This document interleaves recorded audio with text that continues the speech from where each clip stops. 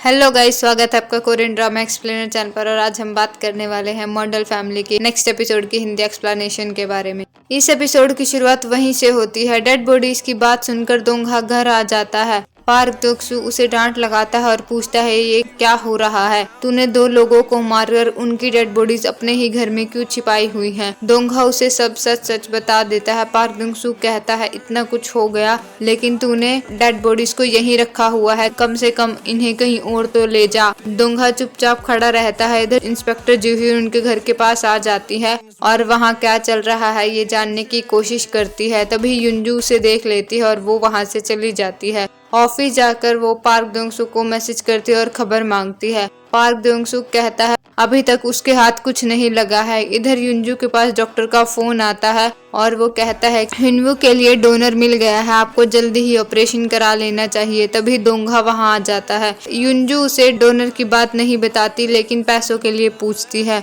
दोंघा कहता है अगर जरूरत पड़ी तो मैं उधार मांग लूंगा। युंजू कहती है तुम ड्रग्स बेच रहे हो, लेकिन तुम्हारे पास अभी भी पैसे नहीं है। वो गुस्से में होती है और गैराज में जाती है। वो वहाँ पैसे ढूंढती है, लेकिन वहाँ पैसे नहीं होते। अगली सुबह दोंघा काम के लिए जाने लगता है और गैराज में उसे क्वांगचुल मिलता है। क्वांगचुल पूछता है तुम्हारे घर में नया आदमी कौन है? दोंघा बताता है वो मेरे डैड हैं। क्वांगचुल कहता है मैंने तुम्हारी कार में पैसे रख दिए हैं, संभल कर जाना।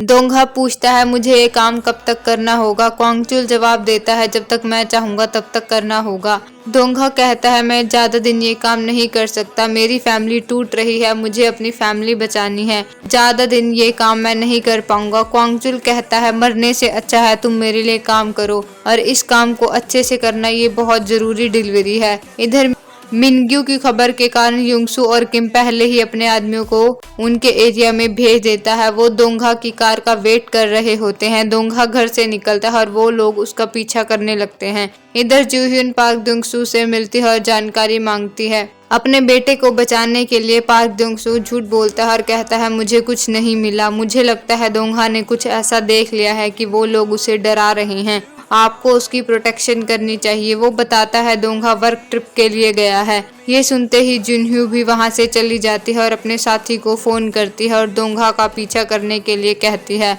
इधर क्वांगजुन सबको धोखा देने की सोचता है। वो अपने पुलिस खबरी के पास फोन करता है और बताता है कि आज सैंगसोन रिंग की मीटिंग है, सारे लोग वहां मौजूद होंगे, मैं पल पल की जानकारी और लोकेशन तुम्हें बताता रहूंगा, तुम कुछ पुलिस वालों को वहां भेज दो, सबका खेल एक ही बार में खत्म हो जाएगा। पुलिस वाला मान जाता है। कांगजुन अपने आदमियों से कहता है तुम्हें बस पैसों को अपने कब्जे में लेना है, बाकी काम पुलिस संभाल लेगी। मिस्टर किम भी अपने आदमियों से कहता है कि पैसे मिलते ही वहां से निकल लेना, हमें इन भिखारियों के साथ नहीं सैंगसोन रिंग के साथ काम करना है।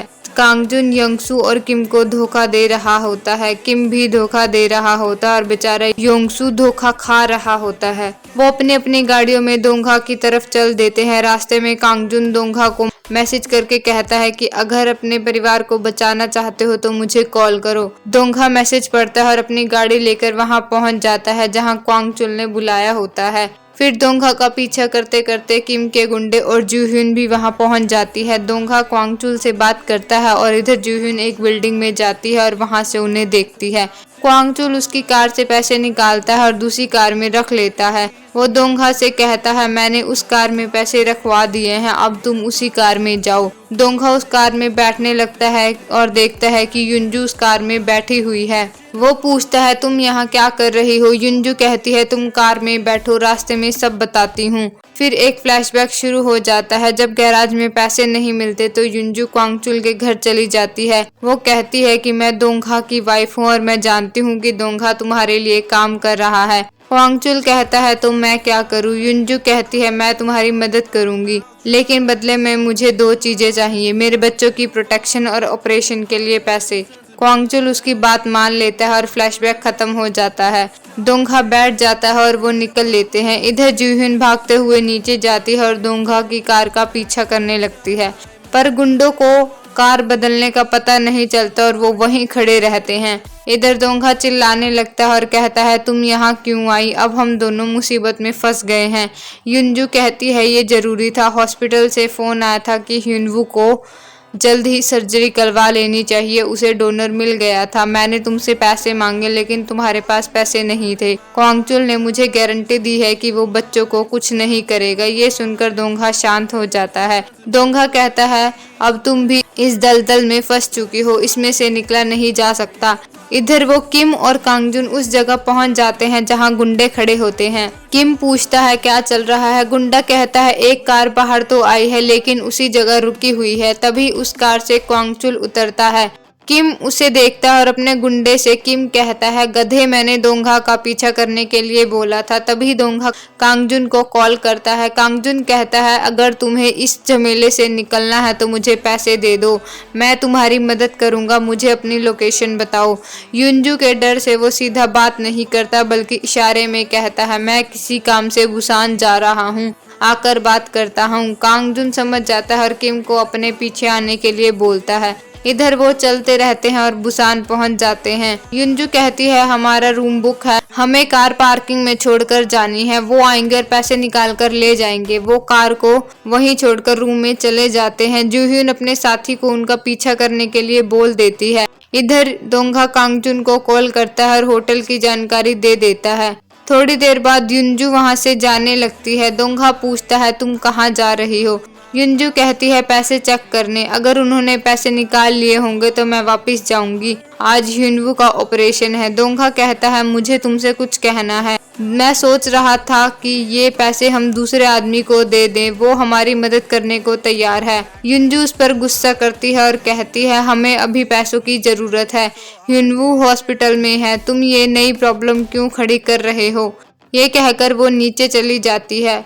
इधर कांगजुन और किम दोंगा के रूम की तरफ चल देते हैं। कांगजुन मौका मिलते ही पुलिस वाले खबरी को अपनी लोकेशन बता देता है।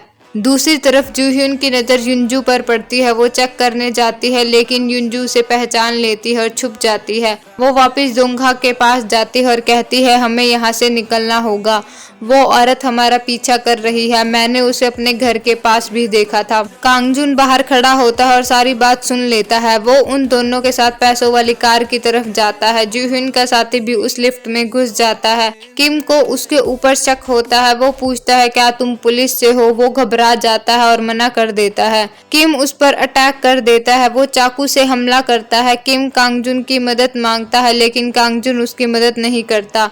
उसकी वजह से दोंगा कांगजुन से भी डरता है और लिफ्ट नीचे आते ही युनजू को लेकर भाग लेता है। वो कार में बैठता है और कार भगा लेता है।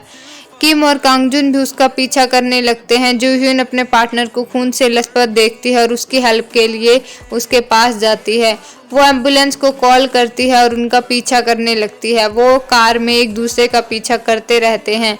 किम कांगजुन से नाराज हो जाता है और उसे मारने की कोशिश करता है। वो सिग्नल तोड़ते हुए जाते हैं और पुलिस उन सब का पीछा करने लगती है। लड़ते हुए किम की कार का एक्सीडेंट हो जाता है। आगे चलकर दोंगा एक जबरदस्त कट मारता है जिसकी वजह से कांगजुन का भी एक्सीडेंट हो जाता है। वहां एक के बाद एक कार्स का एक्सीडेंट हो जाता है। कांगजुन कार से उतरकर भागने लगता है। जूhyun उसे देख लेती है और पकड़ लेती है। वो उसके सिर पर गोली रखकर पूछती है बताओ पुलिस में तुम्हारा खबरी कौन है, कौन तुम्हें इन्फॉर्मेशन देता है। कांगजुन कहता है मैं तुम्हें उसका नाम बता दूंगा तो तुम्हें मुझे छोड़ना होगा। कांगजुन कहता है मेरे कहने पर उसने तुम्हारे अंडरकवर एजेंट को भी मारा था। ये सुनकर जूhyun चौंक जाती है। तभी वहां एक पुलिस कार आ जाती है। जूhyun को भेजने के लिए उनसे बात करने लगती है। इतने में कांगजुन वहां से निकल लेता है। इधर दोंगा और युनजू एकांत में जाकर पैसे चेक करते हैं और उन्हें नकली नोट मिलते हैं। ये देखकर वो रोने लगते हैं। दूसरी तरफ क्वांगचुल मैसेंजर को पैसे दे देता है। दरअसल ये क्वांगचुल का प्लान होता है। पहले वो मिनग्यू के जरिए झूठ फैलाता है कि योंगसू की गैंग को यकीन कराता है कि दोंगा पैसे लेकर जाएगा। जब सारी गैंग दोंगा के पीछे पड़ी होती है वो खुद पैसे पहुंचाने का काम करता है और इसी के साथ एपिसोड खत्म हो जाता है।